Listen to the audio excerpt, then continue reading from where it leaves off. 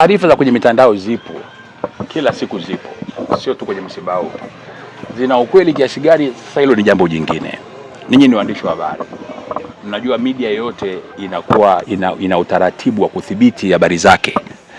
Sasa social media, mtu yote anaweza karusha chochote anachotaka kurusha, lakini nyinyi mmekuwa hapa wakati wote. Viongozi wa Chadema wote mnaona hapa, asilimia karibu 80 hapa ni watu wa Chadema. Wanatengwaje wakati wameshirikishwa katika kila hatua?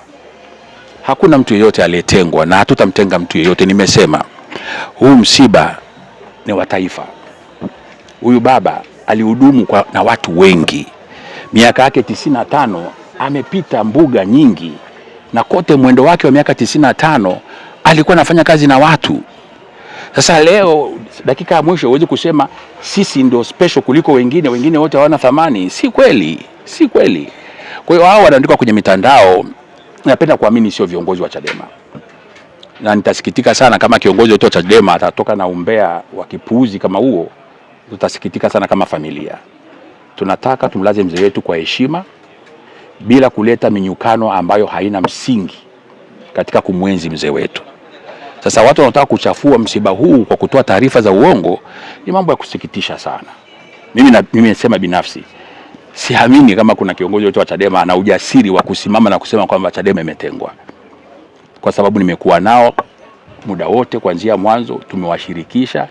Hakuna kitu wamepangiwa bila wao kuafiki, na viongozi tumekuwa na mazungumzo nao, na hata viongozi wakuu wote tumekuwa na mazungumzo nao. Sasa mtu anayetoka kwenye mtandao anasema Chadema imetengwa, kwa nini wamepewa muda wa asubuhi? Kuna watakaopata muda wa asubuhi, kuna watakaopata muda wa usiku, kuna watakaopata muda wa mchana. Kuna makundi mengi. Sasa hatuwezi muda wote tukatenga kwa ajili ya taasisi moja, haiwezekani. Sasa hivi ni mambo ambavyo kwa kweli yanasikitisha sana, lakini sisi tumeshapanga taratibu. Nimesema huu msiba ni wa watu wengi, watu wote. Huu msiba hauji hapa kumtenga ama kumbagua mtu yote. Na wale ambao walifanya kazi kwa karibu sana na mzee, ikiwemo chama chetu cha Chadema, tunategemea wao ndio wawe mstari wa mbele kuwapokea wageni kuliko hata sisi wenyeji. Ninyi hata mkiwa na sherehe, wale wenyeji wanakuaga pembeni, wanapokea wageni. Sasa wewe unataka wageni mtu anayeandika ni kwamba anataka wageni wasukumwe, wafukuzwe ili wenyeji ndio wawe wenyewe wana shughuli yote. Haiwezekani jamani. Chadema ndio wenye msiba wao. Wako hapa, unaona viongozi wamekaa kule wanapanga, wanapokea viongozi, wanapokea makundi mbalimbali kutoka wakati wote. Tumekuwa nao tangu siku ya kwanza ya msiba. Na tunaamini tutakuwa nao mpaka dakika ya mwisho wa msiba. Huyu anaandika mtandaoni, huenda hata kufika hapa hajawahi kufika. Mambo ya kitoto na kijinga ambayo nisingetamani tu yatupotezee muda kuyajadili katikati ya msiba mzito kama huu. Tusaidie jeneza lake, kwa sababu ni muasisi. Jeneza lake linafunikwa na bendera ya chama ama inakuwa? Of course hatuwezi kuacha kufunika jeneza la Mzee Mtei na bendera ya Chadema. Yule ni muasisi man.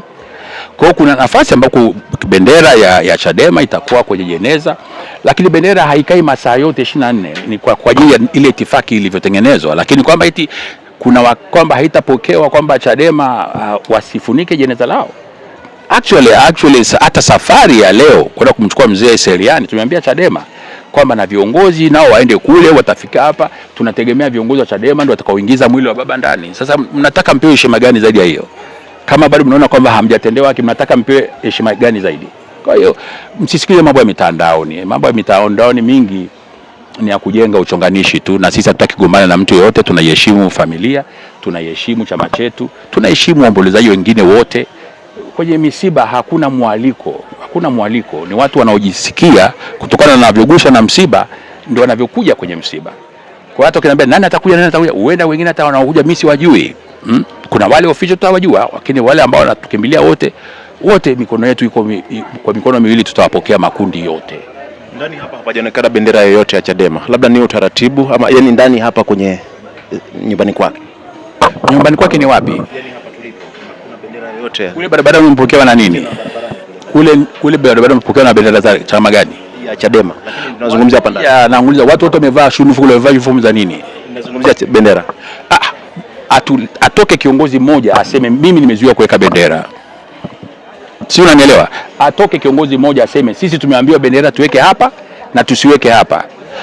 Hizi mambo za umbea ni vitu vya kitoto sana. Na naomba msisongee mambo ya kitoto. Na ninyi msiniulize maswali ya kitoto. Yeah.